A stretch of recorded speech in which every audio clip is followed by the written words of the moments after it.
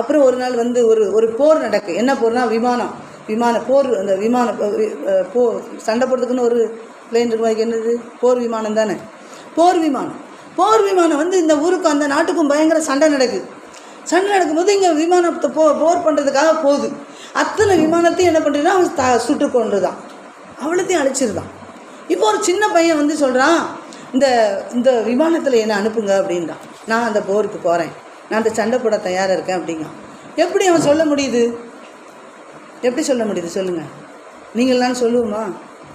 அடடா வாண்டாப்பா, இது எதுக்கு வம்பு, அங்கே போயிட்டு நம்மளை கொண்டுருவோம், இத்தனை விமானம் அவன் தாக்கி இருக்கும்போது நம்மளெல்லாம் என்ன செய்வான் பயப்படுவோம்ல.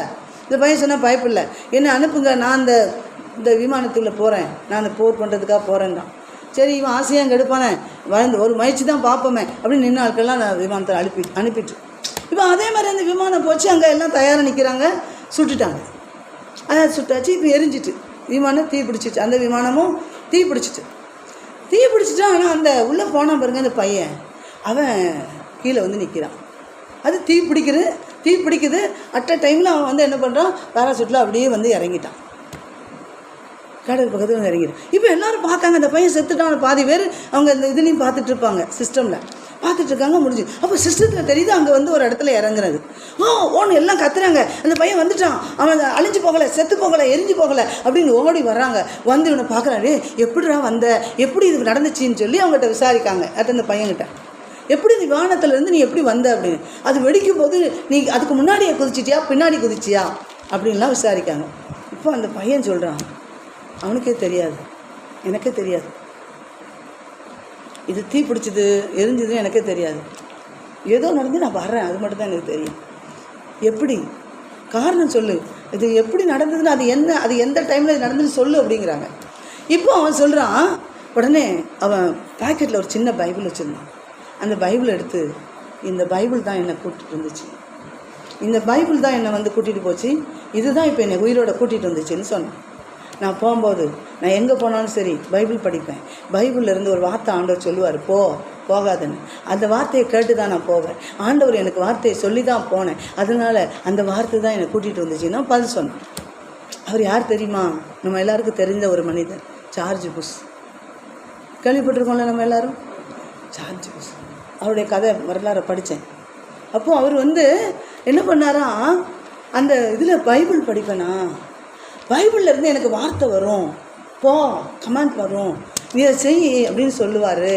அப்போ தான் நான் போவேன். அவர் சொன்ன பிற்பாடு நான் போனால் அழிஞ்சு போக மாட்டேன்னு தெரியும், அது மட்டும் எனக்கு தெரியும். ஏன்னா இதை கமெண்ட் கொடுக்குறது யாருன்னா, எல்லாத்துக்கும் மேலே இருக்கிற ஆண்டவர், எல்லாவற்றுக்கும் மேலாக இருக்கிறேன் ஆண்டவர். அந்த ஆண்டவரை பற்றி நான் தெரிஞ்சுக்கிட்டேன். இந்த பைபிளை நான் அதிகமாக வாசித்து நான் புரிந்து கொண்டது, அவர் வார்த்தையை கேட்டு போனால் எனக்கு வெற்றி நிச்சயம்னு எனக்கு தெரியும் அப்படின்னு அவன் சொன்னான்.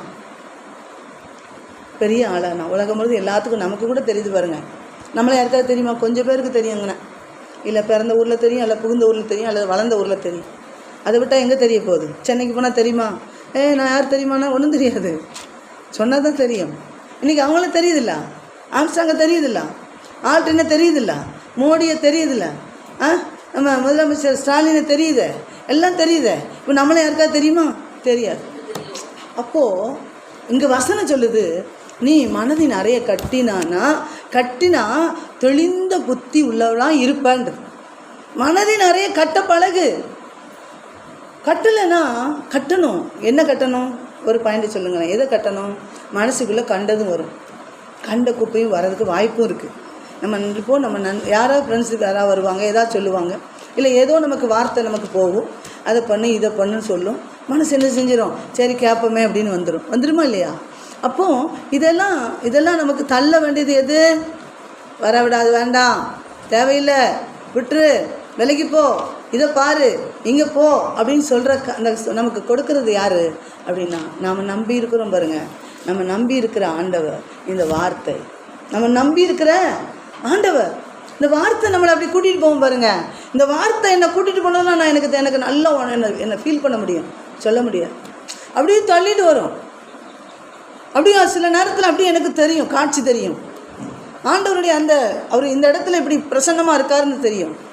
அதை உள்ளே போக தான் இந்த வார்த்தைக்குள்ளே போக போக அது தெரியும். அது உள்ள தெரியும் பாருங்கள், அப்படியே கண்ணாடி மாதிரி நமக்கு தெரிய ஆரம்பிக்கும். கண்ணுக்கு அப்படி நமக்கு காட்சி தெரியும்.